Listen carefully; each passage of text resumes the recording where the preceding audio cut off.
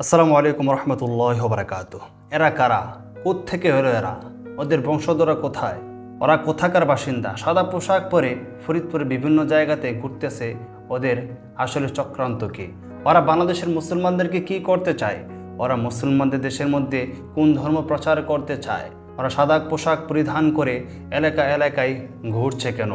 ওদের থেকে সাবধানে থাকবেন। ওরা আসলে কি জন্য করতেছে সেটা আজকের এই ভিডিওতে ক্লিয়ার করব ইনশাআল্লাহ। এবং প্রত্যেকটা গ্রামে গ্রামে আপনারা সাবধান হয়ে যান। আপনারাও যদি আপনাদের এলাকাতে এরকম কিছু দেখতে পান, আপনারা প্রতিরোধ গড়ে তুলুন, আইনের আশ্রয় নিন। আর না হয় এরা আপনার ইমানকে ধ্বংস করে দিবে, ওরা আপনার পরিবারের ইমানকে ধ্বংস করে দিবে, ওরা আপনার পরিবারের ছোট ছোট ছেলে মেয়েগুলোকে খ্রিস্টান বানিয়ে নেবে। হ্যাঁ প্রিয় দর্শক, এমনই ঘটনা করতেছে ফরিদপুর জেলায়। বাংলাদেশের ফরিদপুর জেলায় হঠাৎ করে এই সমস্ত সাদা পোশাকধারীদেরকে দেখা যাচ্ছে।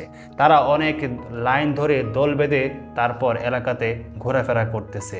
ওদের পরিচয় নিয়ে অনেকে সংশয় প্রকাশ করতেছে, তবে তাদের পরিচয় প্রকাশ হয়ে গেছে। ওরা হলো খ্রিস্টান ধর্ম প্রচার করতেছে। বাংলাদেশের যে সমস্ত ছোটো ছোটো ছেলে মেয়ে আছে, যাদের বয়স 15, 16, 17 হবে, বা সুন্দরী যে নারী আছে, মহিলা আছে, এলাকাতে সুন্দরী মেয়ে আছে, ওই সমস্ত মেয়ে এবং ছেলেদেরকে টার্গেট বানিয়ে তারপর তারা তাদের খ্রিস্টান ধর্ম প্রচার করতেছে। তারা সত্যিকার্থে খ্রিস্টান হয়ে গেছে এবং খ্রিস্টান হয়ে তারা প্রায় ফরিদপুরের অনেক এলাকাতে অনেকজনকেই তারা খ্রিস্টান বানিয়ে নিয়েছে। অনেককে তারা ধরে নিয়ে তারপর জোর করে হলেও খ্রিস্টান বানিয়ে ছাড়তেছে। কেন ভাই? আজকে মুসলমানদের দেশের মধ্যে তারা নতুন করে এই ঝামেলা কেন সৃষ্টি করতেছে, এটা বোঝা বড় মুশকিল। তারা হঠাৎ করে কিভাবে বাংলাদেশের প্রত্যন্ত অঞ্চলে ঘুরে ঘুরে তারপর তারা খ্রিস্ট ধর্ম প্রচার করতেছে। মুসলমানদেরকে ধর্মান্তরিত করার জন্য বিভিন্নভাবে অপকৌশল করে তারপর মুসলমানদের ছেলে মেয়েগুলোকে খ্রিস্টান বানিয়ে নিচ্ছে বিভিন্ন বুদ্ধি খাটিয়ে।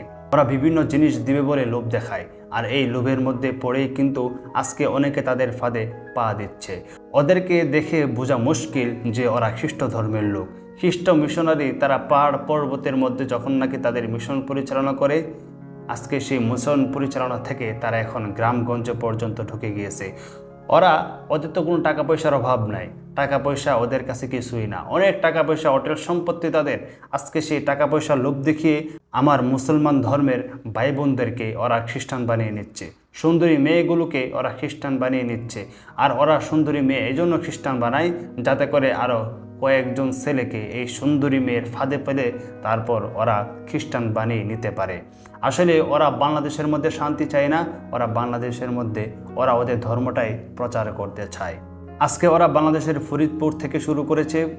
ফরিদপুরের প্রত্যন্ত অঞ্চলে এই সমস্ত সাদা পোশাকধারী লোকদেরকে দেখা যাচ্ছে। আপনারা এই সমস্ত লোকদেরকে যেখানে দেখবেন সেখানে গণধোলাই দিয়ে আইনের হাতে তাদেরকে সুপর্দ করে দিবেন। আর না হয় আপনি যদি তাদের ফাঁদে পা দেন, আপনার পরিবার যদি তাদের ফাঁদে পা দেয়, তাহলে কিন্তু বাংলাদেশের মধ্যে ওই সমস্ত খ্রিস্টানরা তারা সফল হয়ে যাবে। বাংলাদেশের মধ্যে তারা তাদের ধর্ম প্রচার করতে তারা সফল হয়ে যাবে।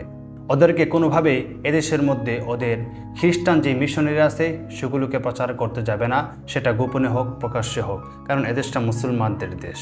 এদেশের নাবালক মানুষগুলোকে, এদেশের যে সমস্ত মানুষগুলো ইসলাম সম্পর্কে কম ধারণা পোষণ করে, ইসলাম ধর্ম সম্পর্কে বেশি একটা জানে না, তাদেরকে ফাঁদে পেলে তাদেরকে বিভিন্ন প্রশ্ন করে আটকিয়ে তাদের দেমাগের মধ্যে তাদের যে মিশন আছে, খ্রিস্ট ধর্মের মিশন, সেটা তারা প্রবেশ করায়।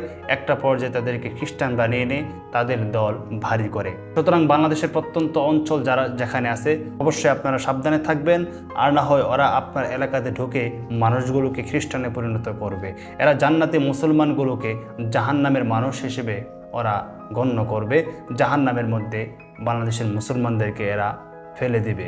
এজন্য আপনার এলাকাতে সাবধান হয়ে যান, আপনি সাবধান হন, আপনি অন্যান্য মানুষগুলোকে সাবধান করুন, যাতে করে তারা তাদের যে খ্রিস্টান মিশনারি আছে এই সমস্ত প্রচার করার থেকে ওরা বিরত থাকে এবং এই সমস্ত কিছু প্রচার করে যাতে করে তারা সার্থক না হয়। এজন্য আপনি সাবধান হন, আপনার পাশের মানুষকে সাবধান করুন। তো যাই হোক প্রিয় দর্শক, আজকের এই ভিডিওটা পর্যন্তই। বিদায় নিচ্ছি এখান থেকেই। ভিডিওটি ভালো লাগলে অবশ্যই শেয়ার করে দেবেন। আসসালামু আলাইকুম ওয়া রাহমাতুল্লাহি ওয়া বারাকাতুহু।